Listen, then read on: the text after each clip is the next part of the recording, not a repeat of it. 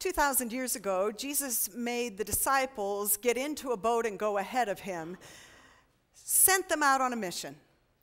And the disciples were very well aware that Jesus was somewhere back on the beach. Today, Jesus makes us disciples get into a boat.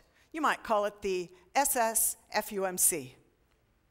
Sends us on ahead of him, sends us on a mission.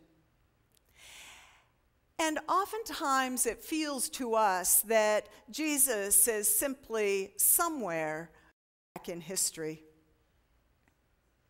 And so our experience of being on this boat is that sometimes we are battered by waves of conflict. There are times when science and politics and religion collide and we end up with troubled waters. Times that we find ourselves dealing with very precarious and perilous topics like the issue of homosexuality. We can feel tortured by the suffering and pain that is ours in life, threatened by other religions. Here's a little Bible study tip for you. Anytime, whether it's in the Old or New Testament, we read of the waters of the seas, it is symbolic for chaos, symbolic for everything that threatens God's purposes for us. And so we, in this boat that we share together, know what it is to be on storm-tossed seas and know what it is to feel that we are suffering alone. The good news is this. In the longest hour, in the deepest part of the night, when we most need him, Jesus comes. The bad news is this. The threatening seas don't frighten us nearly as much as seeing Jesus. And the reason is this. In the storms of life, Jesus comes to us, and often it is in ways that we have never seen him before, ways that we haven't understood Jesus to be before, ways that we just don't know Jesus to be. For sometimes Jesus comes to us in the stranger and in the strange. And we, like the disciples of long ago, are terrified. And it is when we are terrified that we Christians get it wrong. Because it's our fear that causes us to lash out with harsh and condemning words. It's our terror that causes us to exclude others and to get all puffed up with self-righteousness. And those times when our fear takes us over are those times when our witness to the world has been poor. Those times when we have seen the results of people drifting away from the church. And Jesus speaks to us. And he says, "Take heart, I am. I am the creator of the world. I am the one who calms the chaos. I am present with you.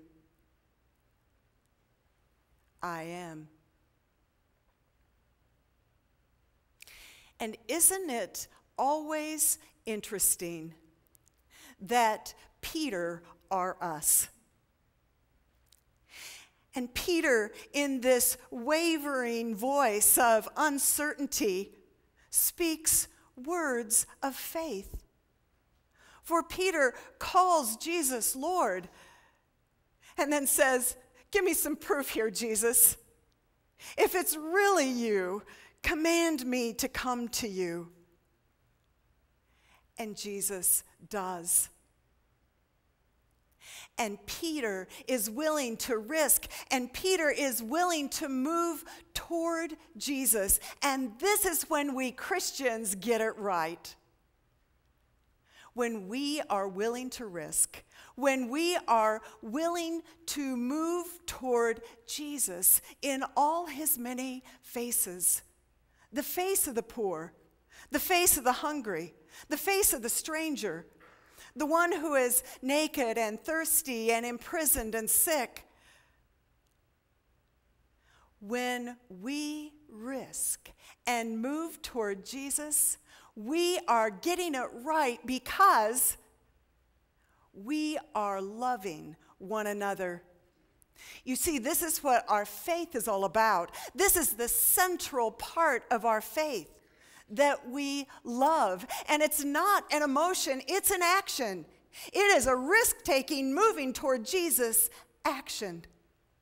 As we love our neighbors and as we love our enemies, as we love those who are on the inside and those who are on the outside, as we love those who are similar to us and those who are very, very different to us. This is when we Christians get it right. And Peter starts out, and he's risking and he's moving toward Jesus, and all of a sudden he looks around himself and he gets frightened again, and what happens? He starts to sink. And isn't that just the way it is? All of us have times when our fear takes hold of us, and despite our best intentions, we start to sink. And this is what we need to remember. This is what we need to hang on to. That being Christian isn't about being perfect. That our faith is about grace and forgiveness. And as we, like Peter, cry out, "Lord, save me," Jesus reaches out a hand and does indeed save us. Proof positive of Jesus' power, proof positive of Jesus' presence in our lives. And Jesus looks at you and me, and he kind of shakes his head, and he says, "Oh, you of little faith. Don't let your fear swamp you. Step out in faith and let your faith propel you into the world. Let your faith be lived out in love." And this is what I see in you, the people of First United Methodist Church. I see how you love. I see our middle schoolers and our adults working at Trinity and Las Americas United Methodist Churches in inner city Des Moines, building a wall and at the very same time tearing down walls and building bridges. As they got to know the people of that church and developed a relationship with them and with one another. I watch how you see the needs of people in our church and in our community, and how you respond.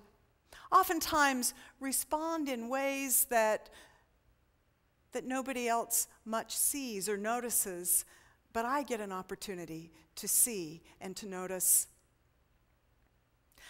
I see how Ellsworth students show up to play football. Ellsworth students show up far from home. And in your words and actions, you make it clear that there's a family here for them. I watch as you invite people here, and as you welcome people, and even as you write notes of caring after guests have been in our midst. And I see the laughter, whether it's a bus trip to the grotto, or whether it's a bike ride, or whether it's a canoe trip, but the laughter which is always a sign of the resurrection. Over and over and over, I watch you, and I see you getting it right. Loving, not in an emotion, but in action. I see you risking. I see you moving toward Jesus. Robert Louis Stevenson, when he was a young boy, was watching intently out the window one night as evening fell. Those were back in the days of the gaslight streetlights, and he was watching the lamplighter make his way from one gaslight to another. And the lamplighter would take his ladder, put it up against the street light, climb up to the top, light the lamp, climb back down, pick up his ladder, and take it to the next street light, where he would repeat the process. And someone said to Robert Louis Stevenson, "What is it that you're watching so intently?" And his response was this: "I'm watching that man out there knock holes in the darkness." I'm watching that man out there knock holes in the darkness. You see, this is what we're called to be as Christians, and this is what we're called to be as a church. And when you and I work together to knock holes in the darkness, there is no more powerful witness. And when you and I work together to knock holes in the darkness, we are changed. But not only that, the world is changed as well. Amen.